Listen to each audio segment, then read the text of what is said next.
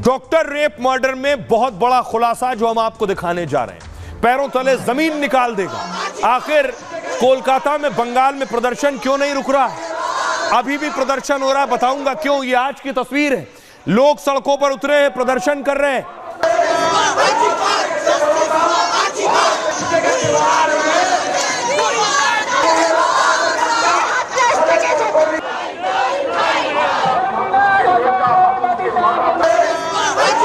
ममता बनर्जी सरकार के खिलाफ आज भी कलकत्ता की सड़कों पर प्रदर्शन हो रहा है। तस्वीरें आप देख रहे हैं।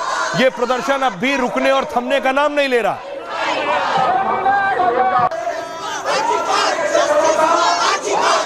और अब तो ये हो गया कि उनकी साथी इंडी के दूसरे सहयोगी कांग्रेस ने प्रदर्शन किया। अधीर बाबू को देख रहे हैं, अधीर रंजन चौधरी काले कपड़े पहनकर, सर पे काला साफा, काली शर्ट पहनकर कांग्रेस पार्टी के नेता ममता बनर्जी और उनकी सरकार के खिलाफ प्रदर्शन कर रहे हैं।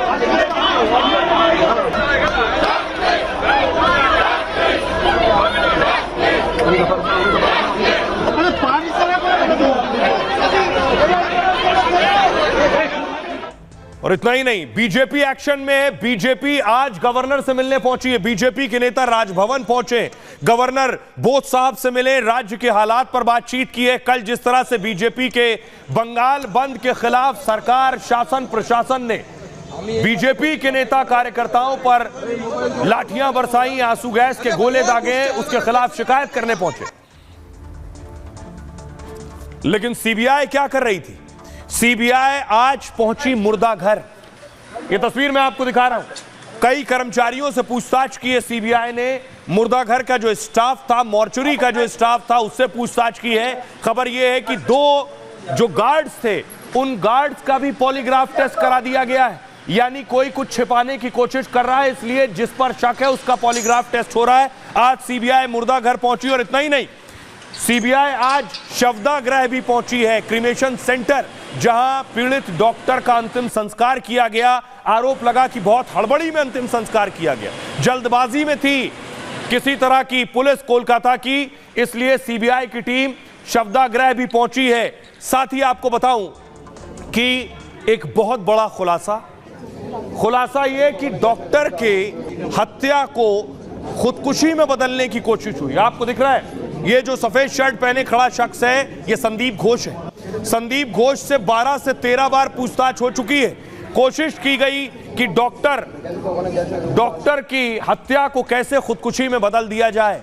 75 सेकंड की, जी हां 75 सेकंड्स की वो आखिरी कॉल मैं आपको सुनवाऊंगा, जिसके जरिए इस पूरे मामले को दबाने की कोशिश हुई है, जिसके जरिए कोशिश थी कि किसी को पता ही नहीं चलने पाए कि डॉक्टर से रेप और मर्डर भी हुआ है। क्या बताया गया है जब पहला फोन लगाया गया?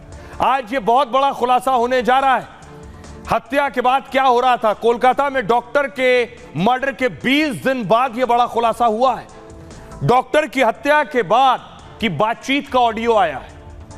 असिस्टेंट सुपरिंटेंडेंट ने डॉक्टर के मां बाप को फोन लगाया। संदीप घोष का करीबी असिस्टेंट सुपरिंटेंडेंट। आरजीकर अस्पताल के स्टाफ ने परिवार से झूठ बोला फोन करके। हत्या के बाद परिवार को फोन पर बताया, सोचिए यहां बॉडी पड़ी है, और फोन करके बताया कि बेटी की तबीयत खराब है। पता चल रहा है डॉक्टर नहीं बताएगा तो किसको पता चलेगा कि एक इंसान अभी उसकी जिंदगी बची है, जिंदा है या नहीं, उसकी मौत हो गई? डॉक्टर को ही पता होगा। ये सारे डॉक्टर्स को पता था, फिर भी परिवार को फोन करके बताया गया कि तबीयत खराब है। ट्रेनी डॉक्टर की मौत सुबह 3 से लेकर 4 बजे के वक्त हो गई थी। वक्त देख रहे हैं आप, 3 से 4 बजे का वक्त था। लेकिन मां बाप को कॉल की गई 10:53 पर। मर्डर के 7 घंटे बाद पीड़ित परिवार से झूठ पर झूठ बोला गया। अस्पताल के प्रिंसिपल संदीप घोष को इससे पहले जानकारी दी गई। सेमिनार हॉल में डॉक्टर के शव की जानकारी ने मिल चुकी थी। पहली कॉल में बताया गया कि बेटी की तबीयत खराब हो गई, डॉक्टर की हालत खराब है, ऐसी जानकारी दी गई। परिवार से कहा गया बेटी को इमरजेंसी में ले जा रहे हैं। হ্যাঁ বলুন। হ্যালো হ্যালো, হ্যাঁ বলুন। হ্যাঁ বলুন বলুন। কি হয়েছে কি সেটা বলো না একটু। ওনার অবস্থা খুবই খারাপ। ওনার অবস্থা খুবই খারাপ। আপনি যতটা তাড়াতাড়ি পারবেন চলে আসুন। কি হয়েছে না সেটা বলো না। ওটা তো ডাক্তার বলবে, আপনি একটু তাড়াতাড়ি চলে আসুন এখানে। আপনি কে বলছেন বলুন তো? আমি অ্যাসিস্ট্যান্ট সুপার বলছি, আমি ডাক্তার বলছি না। ডাক্তার নেই হবে কেউ? আমি সুপারিনটেন্ডেন্ট কথা বলছি। হ্যালো, হ্যাঁ ঠিক আছে। হ্যাঁ আমি অ্যাসিস্ট্যান্ট সুপারিনটেন্ডেন্ট কথা বলছি। আপনার মেয়েকে আমরা এমার্জেন্সিতে নিয়ে এসেছি, আপনারা আসুন, এসে যোগাযোগ করুন। ও কি হয়েছিল কি? ও তো ডিউটিতে ছিল। আপনারা জলদি চলে আসুন, যতটা তাড়াতাড়ি পারবেন। হ্যাঁ বলুন। হ্যালো, হ্যালো, হ্যাঁ বলুন। হ্যাঁ বলুন বলুন। কি হয়েছে কি সেটা বলো না একটু। ওনার অবস্থা খুবই খারাপ। ওনার অবস্থা খুবই খারাপ, আপনি যতটা তাড়াতাড়ি পারবেন চলে আসুন। কি হয়েছে না সেটা বলো না। ওটা তো ডাক্তার বলবে, আপনি একটু তাড়াতাড়ি চলে আসুন এখানে। আপনি কে বলছেন বলুন তো? আমি অ্যাসিস্ট্যান্ট সুপার বলছি, আমি ডাক্তার বলছি না। ডাক্তার নেই হবে কেউ? আমি সুপারিনটেন্ডেন্ট কথা বলছি। হ্যালো, হ্যাঁ ঠিক আছে। হ্যাঁ আমি অ্যাসিস্ট্যান্ট সুপারিনটেন্ডেন্ট কথা বলছি। আপনার মেয়েকে আমরা এমার্জেন্সিতে নিয়ে এসেছি, আপনারা আসুন, এসে যোগাযোগ করুন। ও কি হয়েছিল কি? ও তো ডিউটিতে ছিল। আপনারা জলদি চলে আসুন, যতটা তাড়াতাড়ি পারবেন। दूसरा जो बातचीत हुई वो मैं आपको दिखाऊंगा। दूसरी बार जब फोन किया गया तो क्या हुआ, पहले कॉल के कुछ देर बाद ही दूसरा कॉल किया गया। आरजीकर कॉलेज के असिस्टेंट सुपरिंटेंडेंट ने फिर से कॉल किया। इस बार परिवार को बताया गया कि आपकी बेटी ने खुदकुशी कर ली। दूसरे कॉल में भी परिवार से रेप मर्डर की बात छिपाई गई है। अस्पताल की तरफ से बताया गया कि पुलिस मौके पर है, अस्पताल के सामने पुलिस पहुंच चुकी है।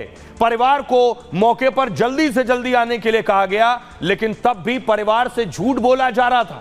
रेप मर्डर की बात परिवार से 7 घंटे बाद भी छिपाई गई। इस वक्त तक कॉलेज के प्रिंसिपल अस्पताल में पहुंच चुके थे। सेमिनार हॉल में शव देखते ही रेप हत्या का मामला दिख रहा था। डॉक्टर्स को नहीं दिखेगा तो किसे दिखेगा? फिर अस्पताल की तरफ से परिवार से झूठ क्यों बोला गया? सवाल ये। परिवार लगातार अस्पताल पर झूठ बोलने का आरोप लगा रहा है। হ্যালো। হ্যাঁ অ্যাসিস্ট্যান্ট সুপার বলছি। হ্যাঁ হ্যাঁ শুনুন, আপনাকে তখন বারবার বলছিলাম, ব্যাপারটা হচ্ছে যে আপনার উনি সুসাইড করেছেন হয়তো, বা কিছু মারা গেছেন। পুলিশ রয়েছে, আমরা হসপিটালে সবার সামনেই রয়েছি, ফোন করছি, আপনারা যত তাড়াতাড়ি পারবেন চলে আসুন। আমরা আসছি এক্ষুনি আসছি।